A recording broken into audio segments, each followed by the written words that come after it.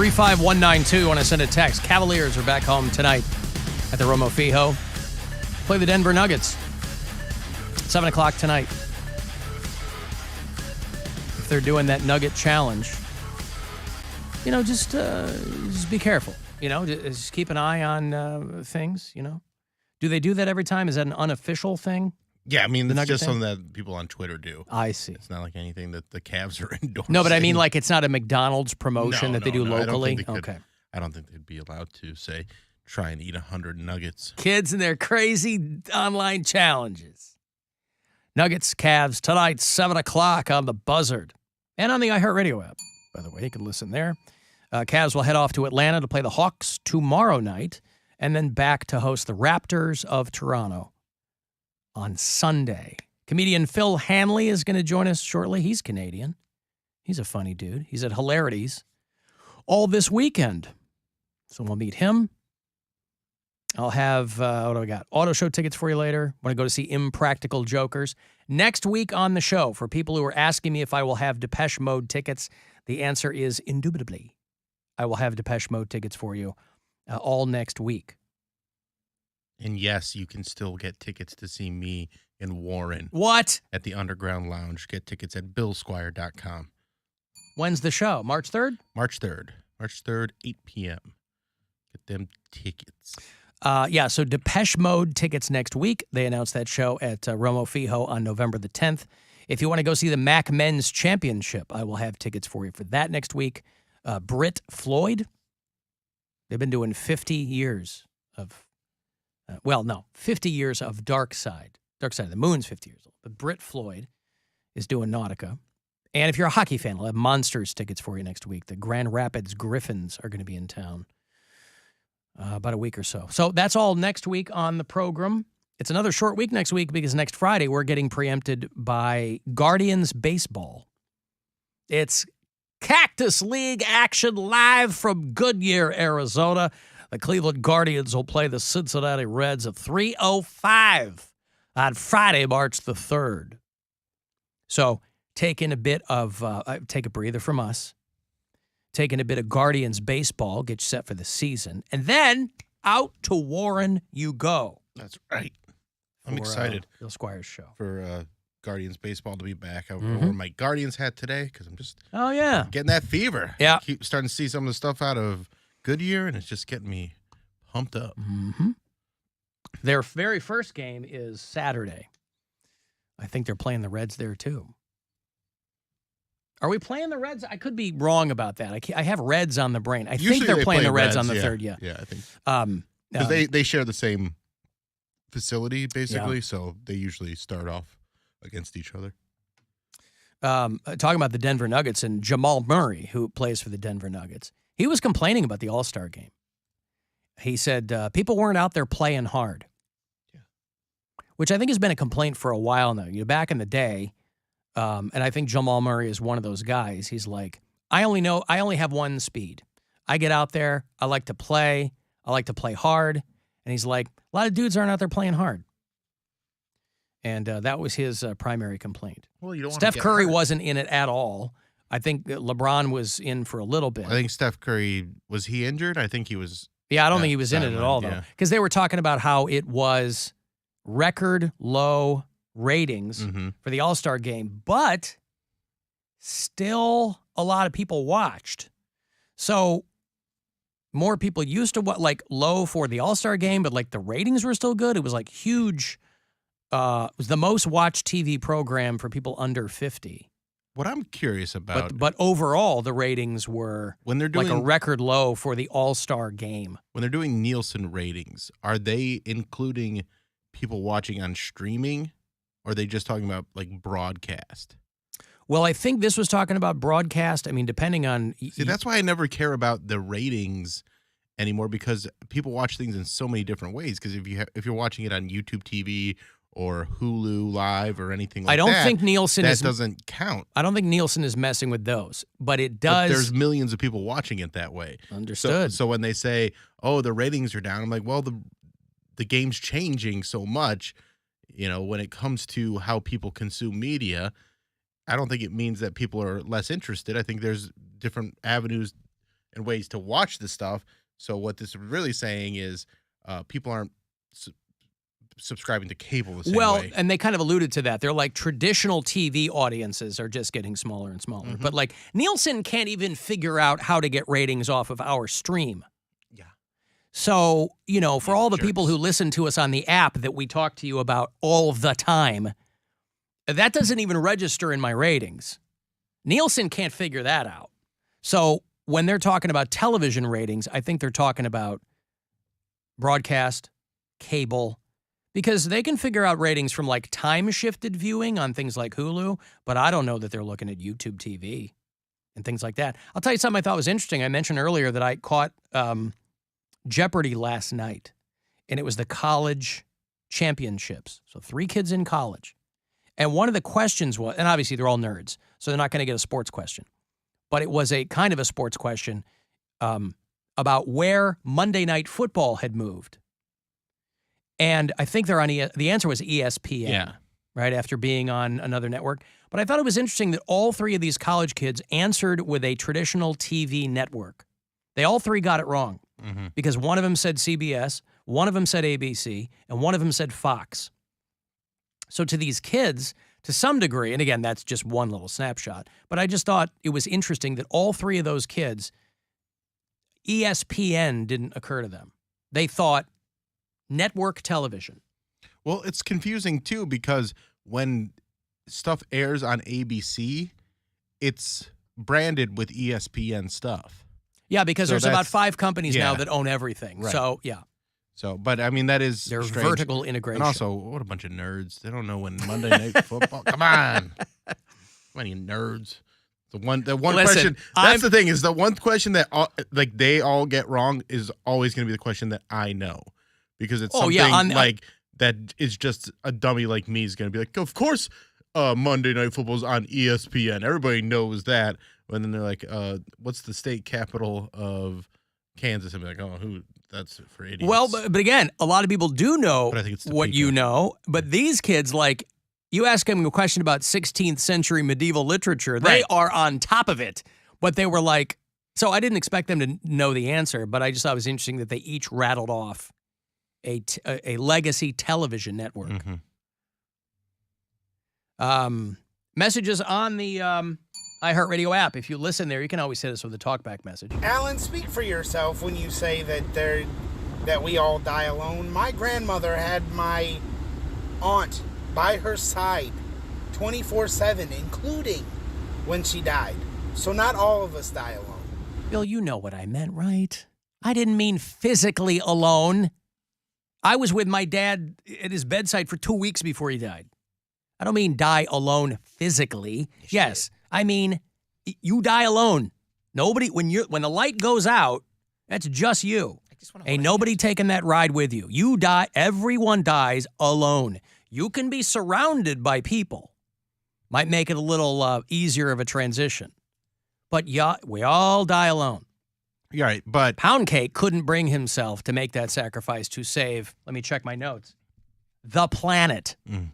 But when people are talking about that, they're saying they want to be like the ideal way to die to most people is surrounded by loved ones. Well, yes, but that's not when I say we all die alone, that's not what I mean. Obviously, plenty of people have people physically around them.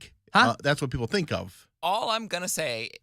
It's a semantic argument. Well, but that's very clearly not what I meant. He didn't get it, but that's not obviously. I think most context clues, you could figure that out. I think most people would think when you say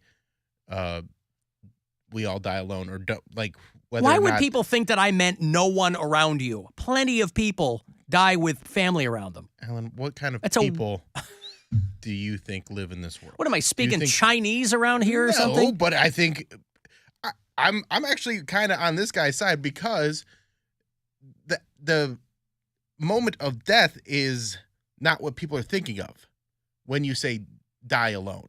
Right, but they can't possibly also be thinking that I'm saying everyone dies with no one around them. But that's what this guy was thinking. But why? Because that's how he perceived. But it's so obvious that no one would say that. You got to go one layer deeper with me, all right? I mean, come along with me. Don't go deeper. Oh, come on. They you know how people take stuff out of context all the time, and they'll be like... I like to think we have a pretty smart audience, because if you weren't, you wouldn't like this show, right? There's plenty of dumb places for you to go.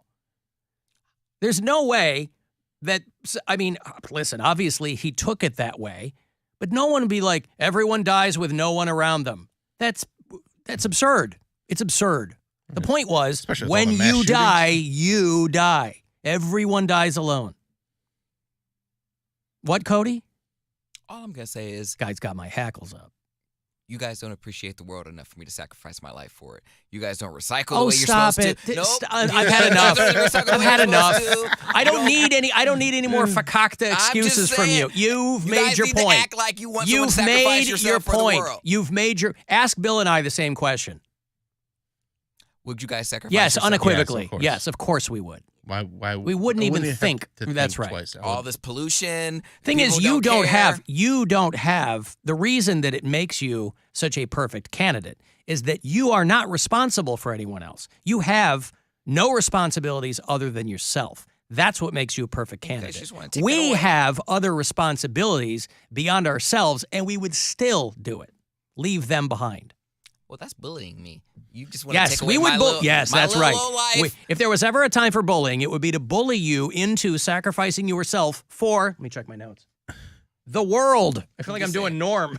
Not bothering nobody. Who did Germany fight? The world. Just want to go on and live my life, and everyone else. Enough. Oh. I got you. Yeah, we understand. You're not going to sacrifice yourself. Right. We get it. We understand. You're just going to let us all die. Yeah, it's okay. Thank you. That's all right. You're showing us your true colors. When people tell you who they are, believe them.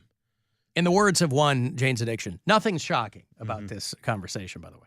Okay. Hello, Bianca. Yes. I'll tell you what, that was my favorite breath spray back in the day. It's mint. Oh, Banaka. Yes, I'm sorry? That's Banaka. Oh. Yeah, I got a lot of that in middle school. Yeah. Banaka. Well, I don't have a lot of new jokes. Banaka definitely had a early late 80s, early 90s. Banaka was everywhere, and I don't even, does it exist anymore? Yes. Yeah. You go.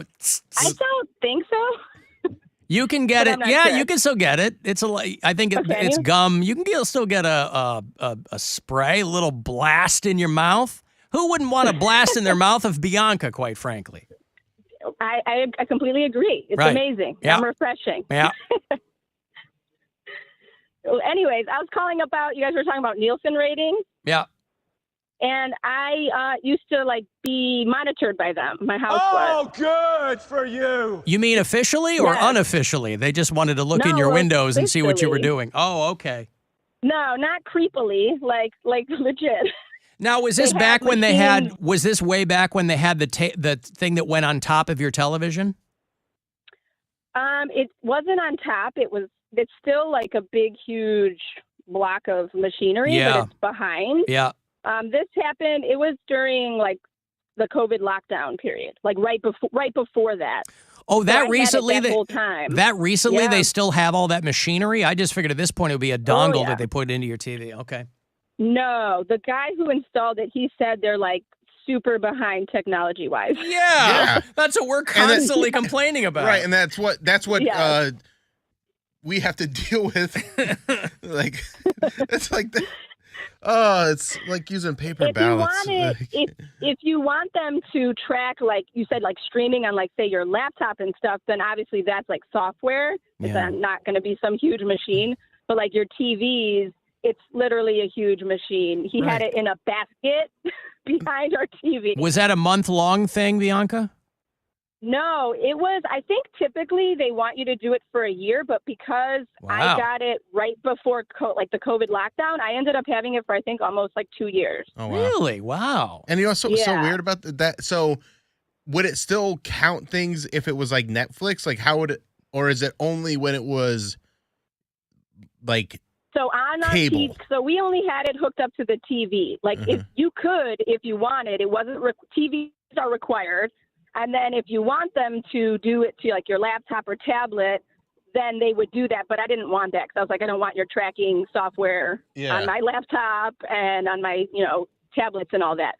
So on the computer, or I'm sorry, on my TV, yes, like we would tell them, okay, we have Netflix, we have Hulu, we have, whatever, HBO Max, and it would track those. It would track all of that as long as it's through the TV, whatever their software, their equipment is hooked up to, and I had to tell them about it. So like say 6 months in, we ended up getting, something else like Amazon, Prime or whatever. Then I would tell them, hey, we added this, and then they would update their software to then pick up that as well.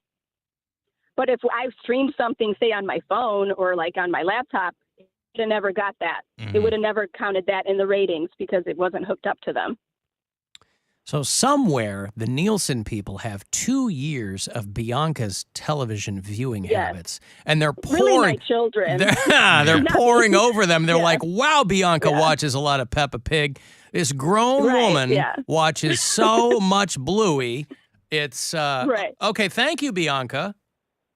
Right. No. Well, and they track it by person. Like you'd have to. I had to train the kids. Like if you're watching TV, press your button that tells them it's you. Yeah. So they know, like, my 5-year-old is watching Peppa and it's not me. Right. Even though I'm in the room probably watching too. But yeah. Right. Yeah. So I would watch my, like, grown-up stuff on a tablet and didn't give them any ratings. But, like, all the kids stuff. You're not giving us any ratings right now either. So bye-bye. Thank you, Bianca. I appreciate the call. Thank you so much. I looked up on YouTube how Nielsen TV ratings work, and, like, the first comment is, wow, so overly complicated for an inaccurate number. So it's like exactly what you think it is, meaningless. Yeah, again, back in the day, like if you were, the Nielsen families, that was what they were referred to as the people that had those. Used to be a TV top, but essentially what she's talking about. But that technology, I guess, for their television ratings have not changed that much. Oh, who's this? All right, now, I can't sit silently here now. You know who this is. This is Alex, okay? Don't even act like you don't know who it is, okay? Now, you know I gotta keep tabs on the show. I cannot sit here one more minute while you act like you don't have $1 million. You know what? Everybody wants to get on Trump, okay, about his tax returns. Let's see your tax returns, Alan. Let's see that liberal slush fund of a tax return that you have. All right, I'm calling you out, Mr. Millionaire Moneybags. Oh, America. Tell you what, boy, he's so angry. I wish I was bankrupt like Alex Jones. We were talking about that earlier. I agree with him. I want to see those tax returns, bud. You know what? I will show you my tax returns if Poundcake sacrifices himself for the world. Oh, we're never going to see him. Show us first. No, you ungrateful bastard. That's the stipulation. That's what he calls everybody. You're not the one making the stipulations anymore. You've made too many stipulations, and it's gotten us nowhere. So guess what? We're going to be making some stipulations. Oh, goblins. This is it. Everybody get ready. America first. America first. Get that through your head, dude. America first. America first. Listen. What? We're going to move on. I'm going to have those yellow card tickets for you. Want to go see those guys? Are doing the 20th anniversary of the Ocean Avenue album. So if that's in your wheelhouse, we'll do that coming back. Comedian Phil Hanley is going to join us shortly. He's in town to do hilarities right around the corner from us all weekend long. You want to text 35192.